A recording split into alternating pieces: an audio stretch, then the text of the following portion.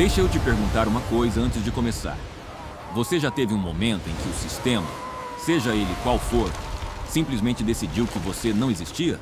Que as regras foram escritas por outras pessoas, para outras pessoas, e você só descobriu tarde demais? Se já teve, então você vai entender exatamente o que esse homem estava sentindo. E você vai entender por que ele fez o que fez. A ilha que o mundo descartou e que respondeu. O nome dele era François, filho de ninguém. Nascido em algum lugar da França, onde nomes de família não significavam nada. Ele assinou um papel. Porque homens sem opções sempre assinam papéis, prometendo anos do próprio corpo em troca de passagem para o novo mundo. Servidão por contrato. Que nome bonito para uma coisa tão feia. Na prática, você trabalhava, você obedecia.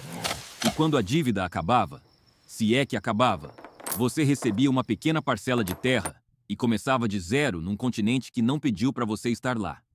François chegou ao Caribe com nada e descobriu que nada era exatamente o que esperava por ele. Existe uma coisa que acontece com um ser humano quando ele é tratado como ferramenta por tempo suficiente. Não é raiva. Raiva é quente, é passageira, é humana. O que acontece é mais frio, mais calculado, mais perigoso.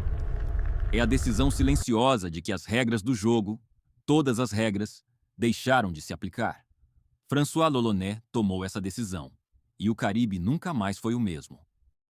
Agora imagina isso. Você está no convés de um barco pequeno, muito pequeno. O sol do Caribe não é gentil. Ele queima com intenção. À sua frente, no horizonte, uma ilha em formato estranho. Parece uma tartaruga flutuando. Île de la Tortue. 40 quilômetros de comprimento. Sem rei. Sem lei. Sem memória do que você foi antes de chegar. E é exatamente isso que faz dela o lugar mais importante do Caribe em 1650. Não o tamanho. Não a riqueza. A ausência. Tortuga era o lugar onde o passado não te seguia. Para entender por que isso importava, você precisa entender o mundo que existia ao redor dessa ilha. O Caribe inteiro era propriedade da Espanha. Não metaforicamente, literalmente. Em 1494, o Papa dividiu o mundo ao meio num papel, sem consultar ninguém que vivia nele, e disse: tudo desse lado é seu. A Espanha levou a sério. Durante mais de um século, construiu colônias, montou frotas de guerra, extraiu ouro, prata e açúcar numa escala que o mundo nunca havia visto. Era uma máquina eficiente, lucrativa e absolutamente impiedosa com qualquer um que tentasse se aproximar dela sem convite. E François Loloné não tinha convite nenhum. Então ele decidiu que não precisava de um.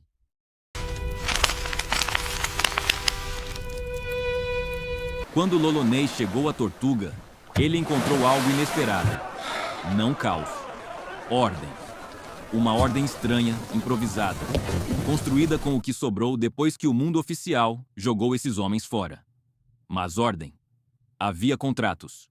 Folhas de papel amareladas, escritas à mão, assinadas antes de cada viagem. E o que estava escrito nelas era tão radical para 1650 que levaria mais um século para qualquer filósofo europeu ter coragem de colocar em palavras. O butim será dividido assim. A autoridade do capitão termina aqui. Se você perder o braço direito em combate, receberá esta quantia.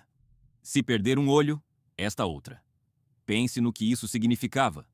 Na Inglaterra, na França, na Espanha, o mundo onde esses homens haviam nascido, sua posição no nascimento definia sua vida inteira.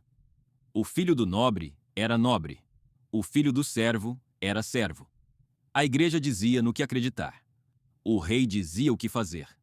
Em Tortuga, nenhum disso se aplicava. O capitão era eleito. Se tomava decisões ruins, a tripulação votava para removê-lo. O homem que distribuía o butim era eleito separadamente, especificamente para que ninguém ficasse com poder demais. John Locke escreveu sobre governo por consentimento Em 1689. A Declaração de Independência Americana veio em 1776. A Revolução Francesa em 1789. Os homens de Tortuga estavam fazendo isso na prática em 1650, sem saber que era filosófico, sem saber que era revolucionário, sabendo apenas que era a única forma de sobreviver juntos. Aqui é onde a história fica incômoda, porque você pode estar pensando, que história bonita. Homens descartados constroem uma sociedade mais justa do que qualquer coisa que existia no mundo. E você estaria parcialmente certo. Dentro de Tortuga, havia justiça. Fora dela, os mesmos homens que votavam em seus contratos aterrorizavam o Caribe. Os mesmos homens que protegiam os direitos de cada tripulante escravizavam pessoas capturadas em outros navios. Tortuga não era uma utopia. Era um espelho. Um espelho que mostrava o que acontece quando pessoas exploradas pelo sistema constroem algo diferente e reproduzem em outros algumas das mesmas crueldades das quais haviam fugido. Isso é desconfortável de encarar, mas é honesto. E histórias desonestas não servem para nada. 3 homens saíram de Tortuga com destinos completamente diferentes. E os 3 te ensinam algo diferente sobre o que esse lugar foi. Pierre Legrand afundou o próprio barco antes de atacar um galeão espanhol com 28 homens famintos. Não havia recuo. Ou venciam, ou morriam no Caribe. Eles venceram. Legrand voltou para a França, pegou sua fortuna e nunca mais voltou à pirataria. Ele apostou tudo em um momento. Ganhou. E teve a sabedoria de parar. Pergunta rápida. Você conseguiria fazer isso? Apostar tudo, sem plano B? E depois ter a disciplina de parar quando ganhou? François Lolonet não soube parar. O mesmo homem que havia sido quebrado pelo sistema construiu uma reputação de crueldade que fez seu nome circular por toda a Europa. Saqueou cidades inteiras. Organizou uma expedição de 700 homens pela Venezuela. E depois, o mar cobrou a conta. Um naufrágio. A tripulação dispersa. E um fim que combinava com a violência que havia distribuído por toda a vida. Lolonet não era um vilão simples.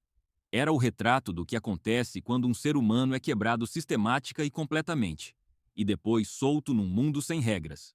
O sistema o criou, e depois não conseguiu contê-lo. Henry Morgan encontrou um terceiro caminho. Era galês. Chegou jovem. Operava com documentos oficiais que o autorizavam a atacar os espanhóis. Tecnicamente um corsário a serviço da coroa inglesa, não um pirata. Em 1671, cruzou o Istmo do Panamá com 1.500 homens e atacou a cidade do Panamá, pelo lado que ninguém esperava, por terra. A Espanha ficou furiosa. A Inglaterra o prendeu. E depois? Foi absolvido. Recebeu um título de cavaleiro. Foi nomeado vice-governador da Jamaica. Sir Henry Morgan passou seus últimos anos aplicando as leis anti-piratária contra os mesmos piratas com quem havia navegado. O sistema não destruiu Morgan. O sistema o absorveu. Transformou sua violência em utilidade. Deu a ela um título e um salário. E o usou para limpar a bagunça que ele mesmo havia ajudado a criar. Tortuga hoje se chama Île de la Tortue. 25.000 pessoas vivem lá. É uma das partes mais pobres de um dos países mais pobres do hemisfério.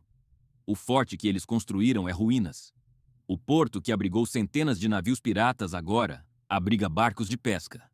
O mesmo solo onde esses homens construíram seu experimento imperfeito de liberdade se tornou, um século depois, o palco da única revolução escrava bem-sucedida da história. Em 1791, os descendentes dos escravizados que haviam trabalhado aquela terra lutaram e venceram sua liberdade. O Haiti nasceu em 1804. Tortuga não venceu. Mas as perguntas que ela fez nunca foram respondidas definitivamente. O que acontece quando o sistema falha com pessoas suficientes ao mesmo tempo? O que esses homens constroem? Eles seguem as mesmas regras que os quebraram? Ou inventam outras? E se inventarem outras, essas novas regras são melhores? Ou apenas diferentes? Tortuga respondeu tudo isso. Mal. Com sangue nas mãos e rum no hálito. Mas respondeu. E a ilha ainda está lá. Quieta, esquecida, em formato de tartaruga no Caribe, carregando uma história mais complicada e mais honesta do que qualquer coisa que Hollywood teve coragem de mostrar. Uma história sobre o que acontece quando as pessoas que o mundo descarta decidem construir algo próprio. O que elas constroem não é limpo, mas é delas. Se você chegou até aqui, você já sabe a resposta para a pergunta do começo. Você sobreviveria em Tortuga?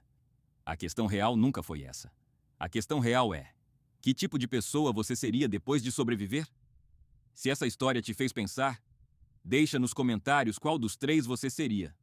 Legrand, que aposta tudo e para na hora certa. Loloné, que não consegue parar.